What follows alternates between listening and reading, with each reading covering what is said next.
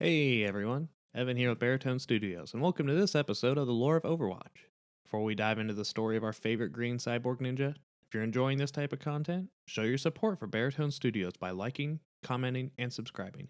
It helps let us know that you want to see more, and it personally makes me feel better waking up in the morning, knowing that we're bringing together an awesome group of people. And with that, let's jump right in. We start at the origins of Genji Shimada, during his time with the Shimada clan. Born as the second son of Shimada clan leader Sujiro Shimada, not a moment passed that Genji was living without luxury or privilege. Despite excelling and taking great joy in his family's training, Genji had no interest in being involved in his family's illegal business practices. Instead, Genji lived his life as a playboy, without any worries in the world. I'm a spiritual playboy. This may have been partially because Genji's brother Hanzo Shimada, Sujiro's first son by 3 years, carried the burden of responsibility between the two brothers. The weight of expectations on Hanzo's shoulders resulted in a rift between the two brothers, with Genji feeling as if he was living in Hanzo's shadow. Genji grew up training in the art of the sword by Asa Yamagami, alongside Hanzo and Asa's daughter Kiriko Yamagami. While Kiriko had come to grow close with both brothers as a sort of niece-like figure, Kiriko especially grew close to Genji, as the two enjoyed causing mischief around the Shimada estate together. Genji would sometimes steal candy for Kiriko when Shimada servants weren't looking, and at one point, Genji even cut his hair into the same bowl cut that Kiriko had, so as not to make her feel ashamed of it. Genji and Kiriko often spent time in Hanamura at an arcade, sometimes getting into trouble, but always being saved by the reputation of Genji being a Shimada. Many people within the Shimada clan believed Genji was a liability to the safety and prosperity of the clan, resenting Sujiro for allowing Genji to live in a carefree world without any repercussions. One day, Sujiro died unexpectedly, leaving the Shimada clan leaders into influencing Hanzo to do their deeds. One of which was to force Genji into actively taking a bigger role in the Shimada Empire. But Genji refused, causing an enraging tension between Hanzo and Genji. The pot eventually boiled over into a violent fight between the two brothers, leaving Genji on the verge of death.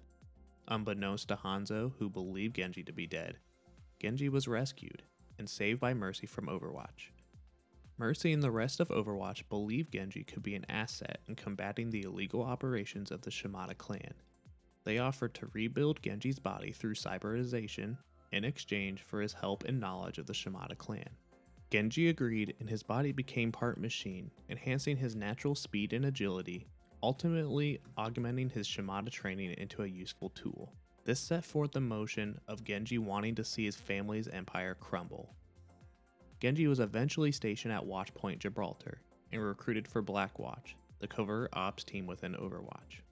It was within this team that Genji actively worked to dismantle the Shimada clan, often using assassinations, torture, and other questionable means to achieve their missions.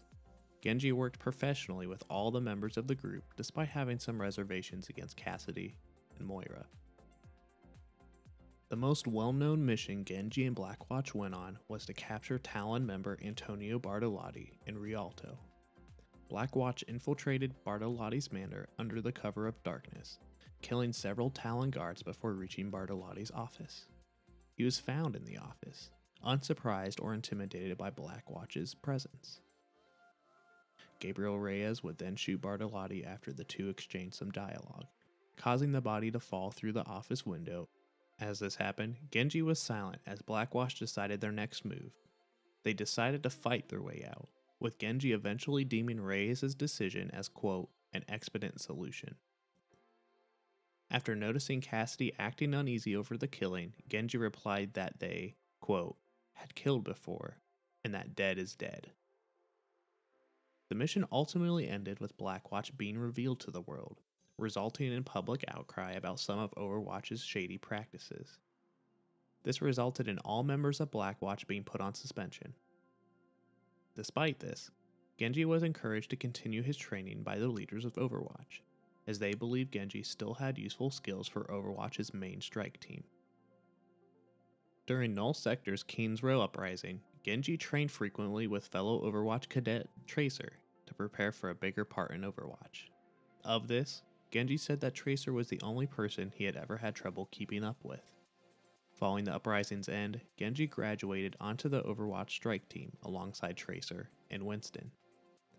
Almost a year after the Rialto Blackwatch incident, Genji would participate in an operation alongside Sojourn, Mercy, Winston, and Tracer. This time, the Overwatch team traveled to Havana, Cuba to apprehend the Omnic Maximilian for information. After fleeing on foot, Genji was able to catch Maximilian and hold a sword to his throat. Maximilian then agreed to arrange a meeting with Talon's leader Doomfist in exchange for not being hurt. 3 weeks later in Singapore, Genji, Tracer, and Winston confronted Doomfist, but were unable to subdue him at first contact. During the fight, Genji nearly died after his cybernetic body became heavily broken by a Doomfist punch. Luckily, Genji and Tracer were both saved after Winston defeated Doomfist single-handedly.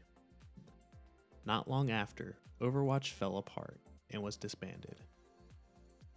The original Overwatch lore stated that Genji left Overwatch prior to this disbanding, as his mission of dismantling the Shimada clan was officially finished. However, this detail was changed before the release of Overwatch 2, with it now stating that Genji stuck with Overwatch until after the disbanding. Regardless, after the disbanding, Genji once again found himself separated from the life he had known. This led to him wandering the world to find meaning in his life, needing the spiritual healing to move past the duel with his brother, the many controversial missions he went on with Blackwatch, and the fall of Overwatch. For several years, Genji drifted across the world before meeting Zenyatta. At first, Genji rejected the wisdom Zenyatta shared with him, but Zenyatta was determined. Eventually, Zenyatta became Genji's mentor and helped Genji learn to accept that even though he had a cyborg body, Genji's human soul was still very much intact. Genji grew to see his new self as a gift. Because Genji had finally been freed from the inner demons he had been fighting for many years, he could finally set his sights on helping others. But for the first time in his life, Genji had no idea where his path would lead him. It turns out, that path would eventually lead Genji back to Overwatch. At some point around receiving the recall message and heading to Paris, Genji traveled to Japan to finally confront Hanzo. One of the only people who knew about this trip was Mercy, who didn't try to stop Genji from taking it. On Genji's supposed 10th death anniversary, Hanzo broke into the Shimada castle to offer incense and to pray for Genji as he had done every other year on that anniversary. Genji had tracked Hanzo the entire journey before finally revealing himself during the offering. The two fought both verbally and physically, discussing Genji's death in detail. Angry, Hanzo released his Dragon Strike ability against Genji.